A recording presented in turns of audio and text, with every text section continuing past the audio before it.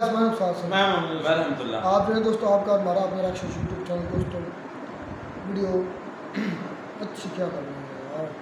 तो टाइटल ही बड़ा डरावना है, पाकिस्तानी बने आदमखोर। खैर देखते हैं वीडियो, फिर बात करते हैं।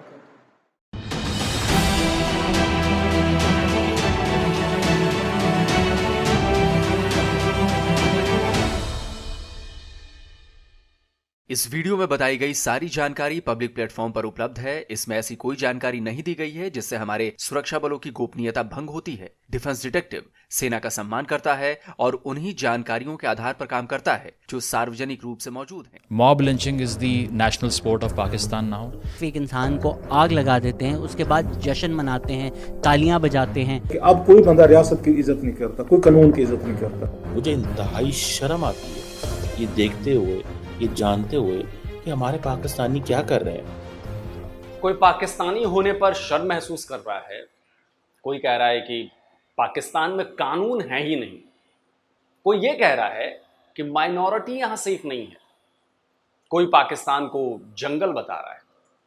असल में पाकिस्तान जंगल नहीं है, पाकिस्तान है नर्क। नर्क यानी दोज़ख, और यहां रहने वाले बनते जा रहे हैं उस दोज़ख के शैतान। नमस्कार दोस्तों, डिफेंस डिटेक्टिव के एक और नए एपिसोड में आप सभी का स्वागत है। मैं हूं आलोक। तो दोस्तों, आज के इस वीडियो में मैं बात कर रहा हूं पाकिस्तान की। पाकिस्तान में हुई एक खौफनाक वारदात ने दुनिया को झकझोर दिया है। पाकिस्तान का नाम लेते ही रोंगटे खड़े हो रहे हैं। पाकिस्तान का नाम लेते ही वहां की हैवानियत की खबरें बिजली की तरह कौंधने लगती हैं। एक बार फिर पाकिस्तान ने यह साबित कर दिया है कि वो एक वहशी समाज वाला देश है, जहां इंसानियत का कोई मोल नहीं है और जहां पर आदमखोर बसते हैं। यह खबर नहीं है, चेतावनी है, खतरे का सिग्नल है। चेतावनी इस बात की कि अगर आप पाकिस्तान में हैं तो आपको कभी भी कहीं भी कोई भी ब्लशफेमी के नाम पर जिंदा जला सकता है। वो लोग जिन्हें आपने कभी देखा ना हो, जिन्हें आप जानते ना हो, वो लोग आपको पीट पीट कर मार डालेंगे। ये चेतावनी पाकिस्तान घूमने आने वाले टूरिस्ट के लिए भी है कि पाकिस्तान का टूर उनके लिए हॉरर न बन जाए, क्योंकि पाकिस्तान की जिस खौफनाक वारदात की हम बात कर रहे हैं वो एक टूरिस्ट के साथ हुई है। अब हुआ ये कि पाकिस्तान के पंजाब से बकरीद के मौके पर एक शख्स स्वात घूमने गया। बताया जा रहा है कि वहां किसी दुकानदार से उसकी किसी बात को लेकर बहस हो गई, लड़ाई हो गई। बस फिर क्या था, ये बहस उसकी जिंदगी की आखिरी बहस साबित हुई। मोहम्मद सुलेमान, पाकिस्तान के सियालकोट का रहने वाला सुलेमान 18 तारीख को स्वात पहुंचा था। उसने यहाँ के एक होटल में कमरा लिया था। बताया जा रहा है कि 20 तारीख को वो स्वात की एक दुकान में गया। वहां उसकी दुकानदार से किसी बात को लेकर बहस हो गई। इसके बाद दुकानदार ने उस पर ईश निंदा यानी ब्लशफेमी के आरोप लगा दिए। हंगामा मचा और उसके साथ मारपीट की गई। फिर पुलिस को बुलाया गया। पुलिस सुलेमान को अपने साथ मादयान पुलिस स्टेशन ले आई, लेकिन इसके बाद मस्जिद से इस बारे में अनाउंसमेंट की जाने लगी और फिर हजारों की भीड़ कुछ ही मिनटों में पुलिस स्टेशन पहुंच गई। तब तक पुलिस ने सुलेमान के खिलाफ एफआईआर भी नहीं लिखी थी। लोगों ने पुलिस से सुलेमान को उनके हवाले कर देने के लिए कहा, और जब पुलिस ने मना किया तो भीड़ ने पुलिस स्टेशन को ही फूंक डाला। पथराव और आगजनी में कई पुलिस वाले घायल हो गए। भीड़ ने सुलेमान की वहीं पिटाई शुरू कर दी। उसे खींचकर बाजार तक लाया गया और फिर उसे जिंदा जला दिया गया। तो होता इस तरह से है कि वो मदियन के एक होटल में ठहरता है और वहाँ से निकल के वो मार्केट में जाता है। तो कुछ दुकानदार ये देखते हैं, according to reports, because this is a developing story, कुछ दुकानदार ये देखते हैं कि कुछ अरबिक टेक्स्ट लिखा हुआ है कुछ पेजेस के ऊपर जो उसने डेसिग्रेट किए हैं, उनको डैमेज किया है। तो बाज़ार में ऐलान होता है और थोड़ी देर बाद मुश्तइल हजूम बाहर आ जाता है और उसको पकड़ के पुलिस को बुलाते हैं। पुलिस की अकल मुलाहिज़ा करें कि पुलिस भी उसी मॉब को अपनी टेल बना के ना तो उस बंदे को पुलिस स्टेशन ले जाती है। तो मॉब अंदर घुसता है और अंदर घुस के तकरीबन 8 लोग इंजर्ड होते हैं इस लड़ाई में। उस बंदे को पकड़ते हैं, टॉर्चर करके, according to the local police officials बात कर रहा हूँ। पहले उसको कत्ल करते हैं, फिर घसीट के उसके कपड़े उतार के बाहर लेके आते हैं, फिर सड़क पे उसको आग लगाते हैं। जरा सोचिए, एक शख्स बकरीद की छुट्टी मनाने स्वात जाता है और वहां उसे सुनी सुनाई बात पर लिंच कर दिया जाता है। कोई सबूत नहीं है उसका, उसे जिंदा जला दिया जाता है। और सबसे खौफनाक बात यह कि जब उसे जलाया जा रहा था तो वहां मौजूद लोग जश्न मना रहे थे। तो कैसा पाकिस्तान है भाई। इस दिल दहला देने वाली वारदात के सैकड़ों वीडियो और तस्वीरें सोशल मीडिया पर वायरल हैं, लेकिन मैं उन्हें दिखा नहीं सकता।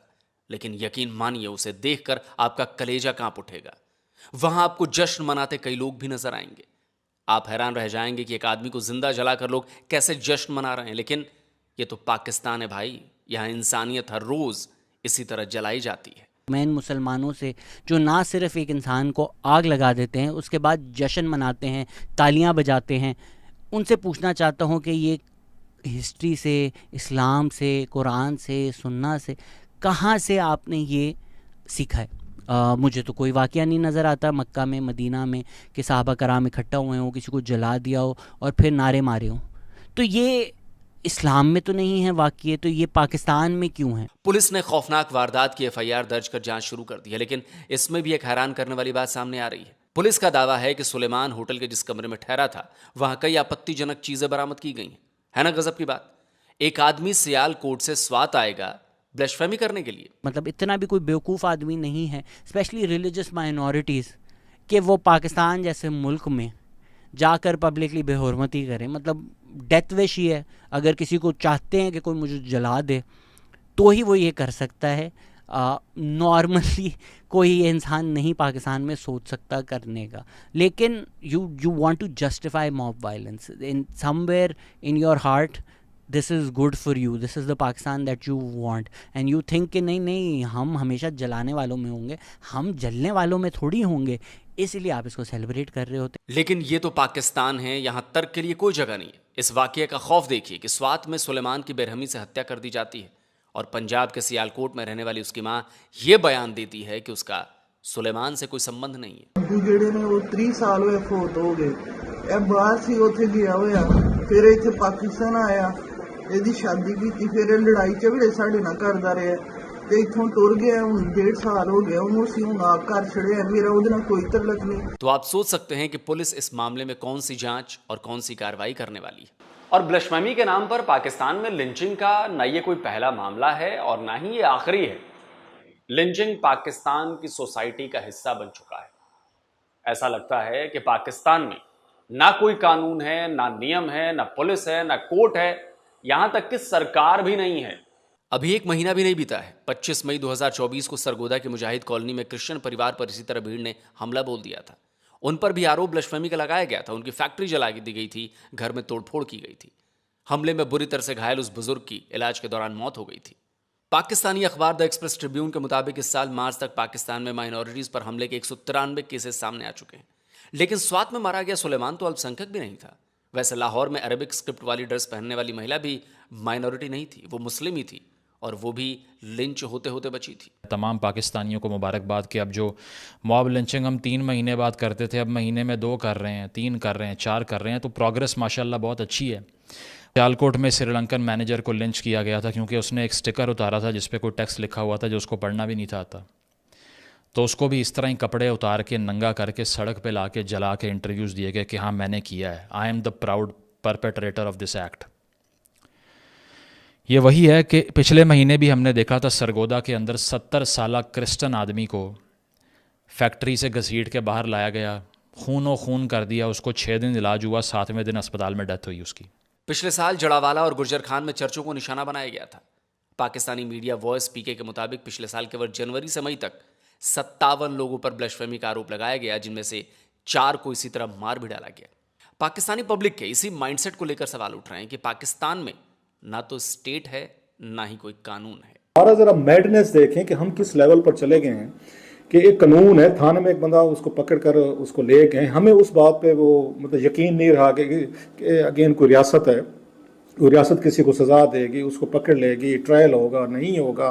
सो आपके लिए ये ज़रूरी हो गया कि आप लोग समझते हैं कि आपने मौके पे इंसाफ करना है और इसी वक्त ही आपने सज़ा देनी है, उसी वक्त ही। और अच्छा अगली जो चीज़ है कि आपने उसकी लाश को फिर आपने जलाना भी है कि रियासत यहाँ तक कैसे पहुँची है कि अब कोई बंदा रियासत की इज़्ज़त नहीं करता, कोई कानून की इज़्ज़त नहीं करता, कोई पुलिस वाले की इज़्ज़त नहीं करता, कोई थाने कचहरी की, कोई वर्दी की कोई इज़्ज़त नहीं रहेगी।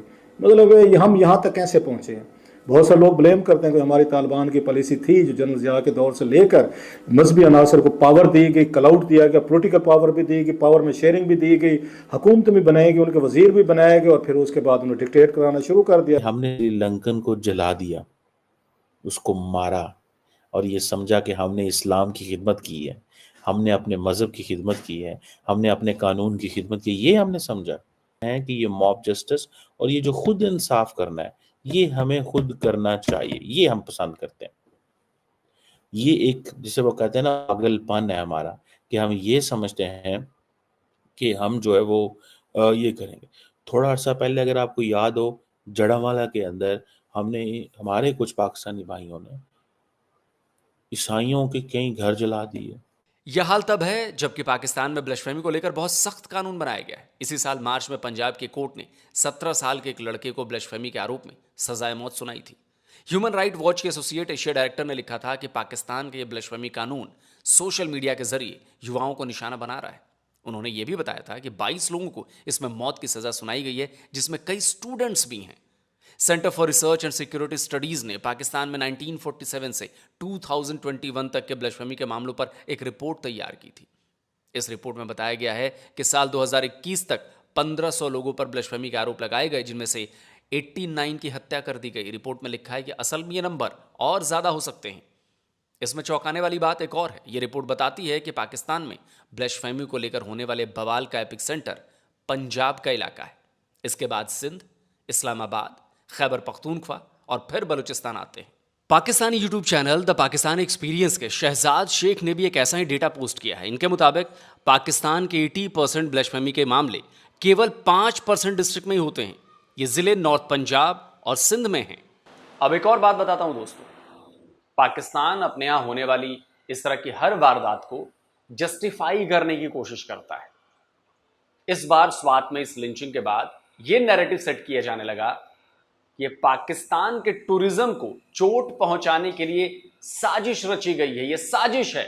वहाँ पे इंडिया में कोई हो जाए तो हमारे यहाँ बड़ा रोला पड़ जाता है, देखें जी कि वहाँ पे क्या कुछ हो रहा है और गलत हो रहा है, ये मतलब ज्यादतियाँ हो रही है, माइनॉरिटीज़ के साथ हो रही है। अपने हम जो कुछ कर रहे होते हैं इसको हम जस्टिफाई कर रहे होते हैं और इसके लिए हमारे पास बहुत सारी रीजनिंग भी होती है, लॉजिक्स भी होती हैं। क्या जो कुछ वहाँ पे हुआ है ये कोई बाहर के लोगों ने आके किया है, कोई बाहर के लोगों ने उनको इकट्ठा किया? ये एक दूसरे को जानते हैं सारे, जैसे वो लोग वहाँ पर इकट्ठे हुए थे, न्यू इट के ये कौन कौन कहाँ से है, किधर से, सारे वही लोग थे। साजिश किसने करनी थी? टूरिस्ट हम बातें करते हैं, पाकिस्तान में टूरिज़्म होना चाहिए। वो गए जी टूरिज़्म के लिए सवात, वहाँ उनकी अनबन हो गई। ऑब्वियसली अभी क्लैरिटी नहीं है कि एग्जैक्टली क्या हुआ। जो खबर अभी आ रही है कि एक दुकान वाले से उनकी मुंहमारी हो गई थी। दुकान वाले ने बोला इन्होंने ब्लास्फेमी की है, बस मॉब इकट्ठा हो गया और उनको लिंच कर दिया। You burned this person to death. आपको पता है कि दुनिया में 57 मुस्लिम देश हैं। सऊदी अरब में तो इस्लाम का जन्म हुआ, लेकिन आपने कभी वहां ब्लशफेमी को लेकर इस तरह की लिंचिंग की वारदातों के बारे में सुना है? शायद नहीं सुना। तो सवाल उठता है कि पाकिस्तान के लोग आदमखोर कैसे हो गए? कैसे वो बिना सोचे समझे ब्लशफेमी के नाम पर किसी की जान लेने से भी हिचक नहीं रहे? और सबसे बड़ी बात कि पाकिस्तान की सरकार क्या कर रही है? असल में पाकिस्तान की सरकार पहले ही इन कट्टरपंथियों के सामने सरेंडर कर चुकी है। जियाउल हक ने कट्टरपंथियों को खुश करने के लिए ऐसे ही कदम उठाए थे। अब पाकिस्तान में तहरीके लब्बैक पाकिस्तान, उसका असर तेजी से बढ़ रहा है। जाहिर है इस कट्टरपंथी संगठन का जब दायरा बढ़ेगा तो लोग और ज़्यादा रेडिकलाइज्ड होंगे, और ज़्यादा लोग रेडिकल हो जाएंगे और ब्लशफेमी और लिंचिंग के वाक़े और ज़्यादा सामने आएंगे। पाकिस्तान के लोगों की जाहिलियत भी इसके पीछे एक बहुत बड़ी वजह है। इसे पाकिस्तान के लोगों को तो भुगतना ही पड़ेगा, लेकिन काम के सिलसिले में पाकिस्तान जाने वाले या पाकिस्तान टूरिज़्म के लिए, घूमने के लिए जो पाकिस्तान जाते हैं, वो उन लोगों को मेरी इतनी सलाह है कि भाई वो पाकिस्तान जाने से पहले 1000 बार नहीं, 100 बार नहीं, 1000 बार नहीं, लाख बार सोचें। क्योंकि अगर एक बार किसी ने भी उन पर ब्लशफेमी के आरोप लगा दिए तो आपको बचाने के लिए ना तो शहबाज शरीफ आएंगे, ना ही असीम मुनीर आएंगे, ना उनकी पुलिस आएगी, ना कोई नहीं आएगा। भाई देखा ना आपने कैसे पाकिस्तान में उस श्रीलंकाई मैनेजर की हत्या की गई थी, ऐसे ही लिंचिंग की गई थी, जला दिया गया था उसे भी जिंदा। चाइनीज ऑफिशियल्स पर ब्लशफेमी के आरोप लगाए गए थे। तो भैया पाकिस्तान से जितना दूर रहो उतनी ही भलाई है। और अगर आप नॉन मुस्लिम हैं तो आपके लिए तो बैन कर दो जाना पाकिस्तान में। क्योंकि जो बंदा मरा है, ना किसी ने देखा उसको कुरान जलाते हुए, ना किसी को कोई सबूत मिले हैं कि कुरान जलाया गया है वहां पर, कुरान जलाई गई है वहां पर, सुनी सुनाई बात पर, और पुलिस भी कुछ नहीं कर पाई, अंदर से निकाल कर उसको मार दिया। तो पाकिस्तानी नहीं है, ये आदमखोर है, और इन आदमखोरों को दूर ही रखो भैया। इनसे कोई यारी दोस्ती नहीं, कोई अमन की आशा नहीं। अब समझ रहे हैं मैं क्यों कहता हूं, या हमारे जैसा कई लोग कहते हैं कि पाकिस्तान से अमन की आशा नहीं करनी है, क्योंकि पाकिस्तान की जो सोसाइटी है, जो लोग हैं, वो हाईली रेडिकलाइज्ड हैं। आपको मौका भी नहीं देंगे कि भैया बताओ तो सही कि मेरा जुर्म क्या है, अगर आपने उनके किसी फायदे में टांग अड़ा दिया है। ब्लास्फेमी का नाम लगा के आपको मार दिया जाएगा और लोग भी खुश रहेंगे। तो दोस्तों, कमेंट करके ज़रूर बताएं कि आपकी अपनी राय क्या है इस पूरे मामले पर। और जिन लोगों ने डिफेंस डिटेक्टिव को अभी तक सब्सक्राइब नहीं किया है तो भाई चैनल को सब्सक्राइब करिए। आपसे अनुरोध है कि वो बेल आइकन ज़रूर दबाइएगा, जिससे हमारे द्वारा अपलोड किए गए हर वीडियो की जानकारी आप तक फौरन पहुंच जाए। जल्दी मिलता हूं एक और नए वीडियो के साथ। नमस्कार, जय हिंद।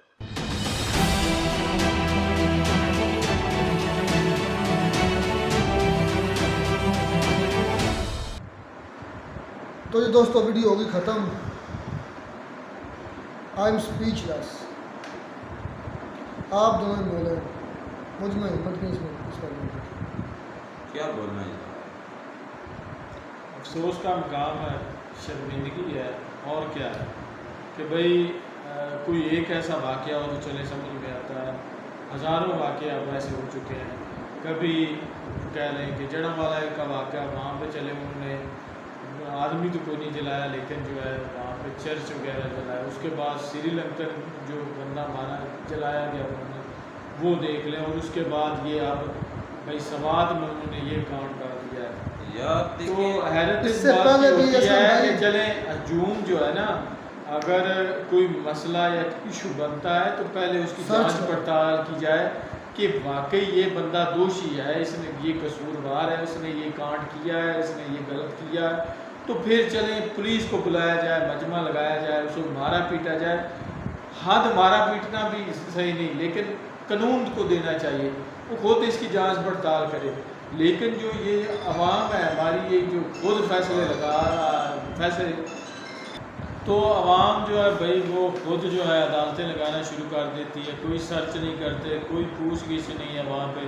अगर पुलिस ले भी गई है तो फिर पुलिस के चुंगल से उसको छुड़ा के उसको फिर चौक में ला के आग लगाई जाती है। तो इसमें मुझे हैरत इस बात की होती है कि पुलिस कहाँ से हो गई थी। अगर इतने बड़े क्राउड को वो नहीं बचा, एक इंसान को इतने बड़े क्राउड से नहीं बचा सकी, तो फिर मैं कहता हूँ सिक्योरिटी इदारों का होने का क्या फ़ायदा। अच्छा देखें कि ये तो चलो उन्होंने जला दिया, लेकिन पूरी दुनिया में जो इमेज गया है वो आपके भी सामने है। और हमारे नेबर कंट्री तो पहले ही देख लेंगे, अगर ऐसे कई केस हैं जो उनके सामने गए, और मैं कहता हूँ रुसवाई होती है। अच्छा, अपनी तरफ से ये दीन के साथ अकीदत पे ज़ाहिर करते हैं कि हमें बहुत ज़्यादा अकीदत है। इनमें से अगर आप चेक कर लें कि कितने बंदे जो है नमाज पढ़ते हैं। नहीं, नमाज का भाई इस्लाम में से क्या लेन देन है। नमाज का लेन देन नहीं है यार वही बने तो हैं कि हम भाई इस्लाम के पैरोकार हैं, लेकिन नमाज कितने पढ़ते हैं उसको बात सुनिए। मैं कोई बात नहीं मानता कि नमाज पढ़नी तो फिर ही तुम जो है ना दीन पर फॉलो करते हो, दीन को या दीन के पैरोकार। फिर है क्या मुशरिक और मुसलमान में क्या फ़र्क है? और यार नमाज ही है, तुम अब हदीसों की तरफ चले जाते हो, वो बात ठीक है, पकड़ लिया, वो इधर से ही पकड़ लिया ना। तुम पकड़ लिया है। देखें कि असलम वो भाई हदीस है बिल्कुल। इसको एक्सपोज में मेरा छुटकियों का खेल है। इन बातों को मैं भी जानता था जो तुम बता रहे हो, ये हदीस तो है। फिर किस हवाले से तुम कह रहे हो? अच्छा, तुम कह रहे हो कि नमाज़ें नहीं पढ़ते, तुम मुस्लिम नहीं है यार। वो कहते हैं ना कि हम भाई मोमन है, मुसलमान है, मानने वाले हैं। एक सेकंड की बात कर रहा हूं, मैंने मोमन नहीं की है। मोमन मुसलमान है, हम तो बड़े मानने वाले हैं। तो यहाँ पे भी उनकी मोहब्बत दिखाई देती है किसी को जब कत्ल करने में, जलाने में। अच्छा मेरी बात सुने कि देखें कि ये भी है कि उसने जो कागजात के ऊपर जो लिखी हुई थी अरबी, तो ये ज़रूरी नहीं कि तो वो कुरान ही है। हाँ कुरानी हदीस के वो अरबी, हालांकि अरबिक लैंग्वेज भी है अरब की, तो वो भी कुछ हो सकता है।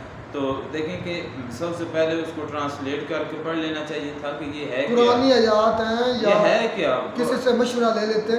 असल में पीछे मुझे भी रीज़न ना, वो जिस तरह लोग से बता रहे हैं, सवात में वो गया, एक दुकानदार के साथ उसकी बहस हुई, तो उसने कोई शोर गुल्ला कर दिया कि ये मतलब कि जला रहा है, मतलब पुरानी आयात जला रहा है।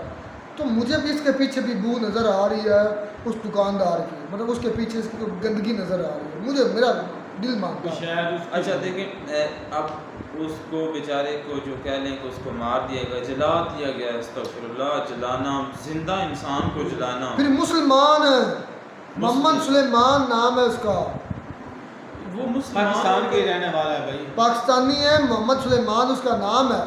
ये कि कह लो कि ईद की छुट्टियां मनाने के लिए गुजारने के साल लिए में वो ना उन इलाकों में गया जब था। सोचता हूँ तो मेरा ध्यान जाता है ना कि अब जो उन्होंने कांड जो किया उनको सज़ा मिलनी चाहिए, सज़ा मिलेगी। अदालत जब अदालतों पर सोच जाती ना तो सर को दर्द शुरू हो रही, कहाँ अदालतें हमारे कुछ भी नहीं, ये मसला रफा दफा हो जाना, ख़त्म हो जाना। मसला ये नहीं है, मसला इधर ही आ जाओ, शरीयत कह रहे हो, मुसलमानी कह रहे हो, कहाँ लिखा है मुसलमान को जलाना?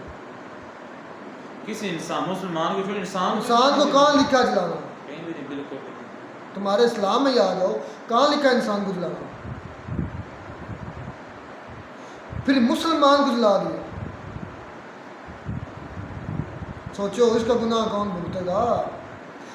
मान लेते एक सेकंड के लिए सपोज टू बी कि उसने ये कांड किया, उसको सजा दी जाती, जो भी होता है, एक मिसाल ले लो, जलाना, मुसलमान को जला देना, ये कितना बड़ा जुल्म है यार। नहीं, किसी इंसान वो को भी नहीं जिंदा ऐसा इंसान करना चाहिए। वो भी जिंदा जीते जानते हैं। इंसान चाहे मुस्लिम बात तो की सही बात है। लिखा है ना, आलोक सर ने भी सही लिखा है कि ये पाकिस्तानी जो आवाम है आदमखोर है, इंसानों को खा रही है। क्या कहें इस पर? सही वो ऑपरेशन कर रहे हैं लेकिन कामयाब नहीं होंगे। ये जो एक्सट्रीमिज्म बढ़ रहा है ना पाकिस्तान के अंदर, इसको इनकी वजह से भी बढ़ रहा है। लोग देख कर लोगों आपस में गुस्सा निकाले जा रहे हैं, बस चलता नहीं है। गुस्सा इन पर निकालना था, तो गुस्सा निकालना आर्मी पर था, आर्मी पर निकालना चाहिए था। आपकी क्या खोल देनी है भाई। बस रमज़ला आप थोड़ा कंट्रोल रखो, क्योंकि पहले वाली बात और थी, अब वगैरह फायर वाल लग चुकी है। उसके बाद ये है क्या? सेंसर होती है बातें, रमज़ला गुरेज करा, ठीक है ना, यान ये ना हो कि हमारी भी मुंडी रगड़ी जाए। ओ भाई, खैर बात इतनी ज़रूर है कि अफसोस हुआ, ये बहुत अफसोस, जितना क्या सके उतना अफसोस। यार देखें कि क्या पूरा का पूरा जी सिस्टम जी हमारा- नहीं चाह रहा इस वीडियो में बोलने का। ये तो बोल देखने वालों को पता है कि क्या हम बोल रहे हैं, कुछ भी नहीं बोला जा रहा। खैर अफसोस दर अफसोस दर अफसोस। मिलता है नई वीडियो में, अफसोस।